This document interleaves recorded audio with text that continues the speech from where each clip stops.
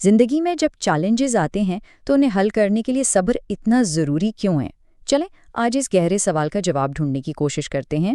یہ ایک ایسا سوال ہے جو اکثر ہم سب کے ذہن میں آتا ہے نا؟ کہ آخر ہماری پریشانیاں ایک دم سے فوراً ختم کیوں نہیں ہو جاتی؟ ہم سب یہی تو چاہتے ہیں کہ بس چٹکی بجاتے ہی سب ٹھیک ہو جائے، لیکن کیا حکمت کا تقاضا بھی یہی ہے؟ اس کو سمجھنے کے لیے ایک بڑی دلچسپ مثال ہے۔ یوں سمجھیں کہ زندگی کے مسائل کا علاج بھی ایک حکیم یا ڈاکٹر کے نسخے کی طرح ہی ہوتا ہے، جس میں وقت اور ترتیب کی پابندی بہت ضروری ہوتی ہے۔ سوچیں ذرا، جب کوئی بیمار ہوتا ہے تو کیا وہ ایک ہفتے کی دوائی ایک ہی دن میں کھا کر فوراً ٹھیک ہو سکتا ہے؟ ارے بالکل نہیں۔ کیوں؟ کیونکہ جسم کو دوا قبول کرنے اور بیماری کو ٹھیک ہونے میں وقت لگتا ہے۔ علاج ٹھیک اسی ترتیب سے ہوتا ہے جس طرح طبیب نے بتایا ہے۔ تو بس یہی اصول زندگی کے بہت سے معاملات پر بھی لاگو ہوتا ہے۔ ہم اکثر جلد بازی میں چیزوں کو ٹھیک کرنے کے چکر میں انہیں اور بگاڑ دیتے ہیں۔ انہیں وقت دینا، انہیں خود سے ٹھیک ہونے کا موقع دینا ہی اصل دانائی ہے۔ چلیں اب ذرا تاریخ کے اوراق پلٹتے ہیں اور ایک ایسی زبردست مثال دیکھتے ہیں جو صبر اور اللہ کے وقت پر یقین کی بہترین عکاسی کرتی ہے۔ یہ وہ وقت تھا جب خانہ کعبہ کی چابی عثمان بن طلحہ نامی ایک شخص کے پاس تھی، تو جب حضور اکرم صلی اللہ علیہ وسلم نے ان سے کعبہ میں داخل ہو کر نماز پڑھنے کی اجازت مانگی تو اس نے صاف انکار کر دیا۔ اس انکار کے باوجود نبی اکرم صلی اللہ علیہ وسلم نے صبر کیا اور ایک پیشن گوئی کی، اور پھر ٹھیک 10 سال بعد جب مکہ فتح ہوا تو کیا ہوا؟ وہی چابی حضور اکرم کے ہاتھ میں آئی، بالکل ویسے ہی جیسے انہوں نے فرمایا تھا۔ یہ وہ الفاظ تھے جو نبی اکرم صلی اللہ علیہ وسلم نے انکار کے جواب میں فرمائے تھے۔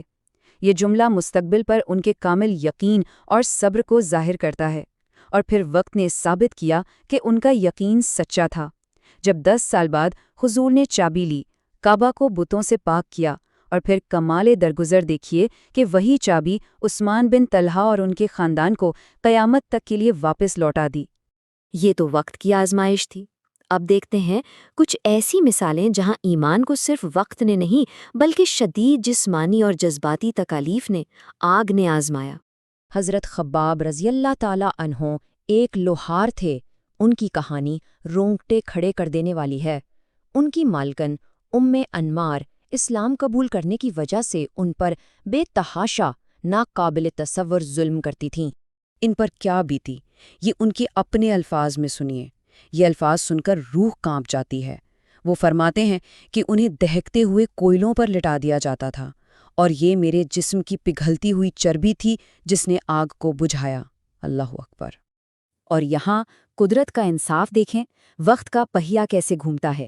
وہی مالکن جو سزا دینے کے لیے حضرت خباب کے سر پر گرم سلاخیں رکھتی تھیں، کچھ عرصے بعد اسی بیماری میں مبتلا ہوئی اور علاج کے لیے ان سے گرم سلاخیں منگواتیں تاکہ اپنے سر کو دغوا کر سکون حاصل کر سکے۔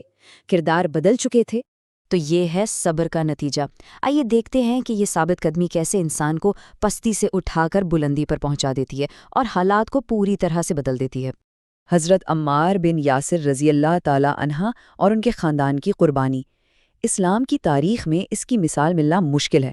انہوں نے اسلام کے ابتدائی دور میں ناقابل بیان تکالیف برداشت کی۔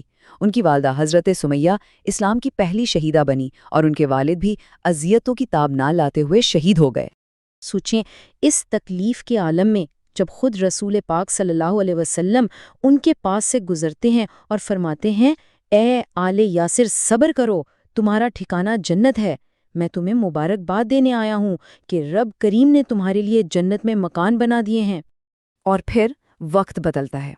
وہی حضرت عمار جنہیں کبھی بے تحاشا مارا جاتا تھا، ان کا مرتبہ اتنا بلند ہوا کہ ایک بار جب ان کا عظیم سپہ سالار حضرت خالد بن ولید سے کسی بات پر اختلاف ہو گیا تو نبی کریم صلی اللہ علیہ وسلم نے ایک ایسی بات کہہ دی جس نے سب کچھ واضح کر دیا۔ فرمایا، بات مختصر سی ہے، جس نے عمار کو راضی کر لیا اس نے مجھے راضی کر لیا۔ یہ سن کر حضرت خالد بن ولید فوراً آگے بڑھے اور حضرت خالد بن یاسر کو راضی کیا۔ یہ ہے صبر کا پھل۔ تو ان تمام واقعات سے ہمیں کیا سبق ملتا ہے؟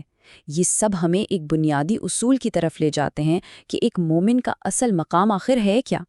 دیکھیں بندہ مومن یعنی سچے صاحب ایمان کا ایک اپنا وقار ہوتا ہے، ایک اپنا مقام جو اللہ نے عطا کیا ہوتا ہے۔ یہ مقام دنیاوی کامیابیوں یا دوسروں سے موازنہ کر کے نہیں بنتا، بلکہ اس کا تعلق روح اور باطن کی گہرائی سے ہوتا ہے۔ تو یہ مقام کیسے پتہ چلے؟ اس کے لیے لوگوں سے سرٹیفکیٹ لینے کی ضرورت نہیں، بلکہ آئینہ اپنے سامنے رکھنے کی ضرورت ہے۔ اپنا حساب خود کرنا چاہیے۔ یہ دیکھنا چاہیے کہ اللہ پر توکل کتنا مضبوط ہے اور اس کے احکامات پر عمل کتنا ہے۔ ایمان کو مضبوط رکھنے کے لیے دو چیزیں بہت ضروری ہیں، ایک ترازو کے دو پلڑوں کی طرح۔ ایک طرف اللہ کا ایسا ڈر جو اعمال کو سنوار دے، اور دوسری طرف اللہ کی رحمت کی اتنی بھرپور امید جو انسان کو کبھی مایوس نہ ہونے دے۔ ان دونوں میں توازن ہی کامل ایمان کی نشانی ہے۔ تو آخر میں سوال یہی رہ جاتا ہے کہ ہماری ساری بھاگ توڑ، ہماری ساری کوششیں کس چیز کے لیے ہیں؟ کیا ہم اپنی ساری توانائی دنیاوی سٹیٹس بنانے میں لگا رہے ہیں، یا پھر اپنے اندر کے اس تعلق کو مضبوط کرنے پر جو اصل میں ہمیشہ باقی رہنے والا ہے؟